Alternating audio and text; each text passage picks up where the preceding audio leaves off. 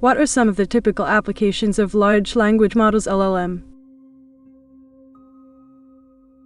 Large language models (LLM) have a wide range of applications due to their ability to understand and generate human-like language.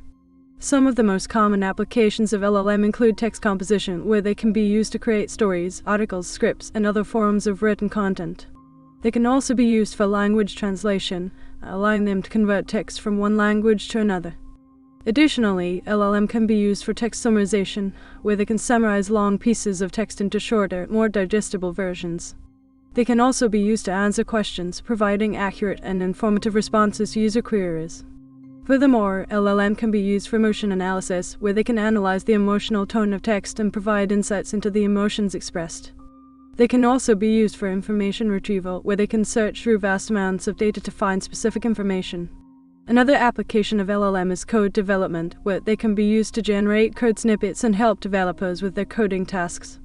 Moreover, LLM can be used in data analysis, customer service, creative writing, and content creation, making them a versatile tool with a wide range of potential uses. Overall, the applications of LLM are vast and varied, and they have the potential to revolutionize the way we interact with language and technology.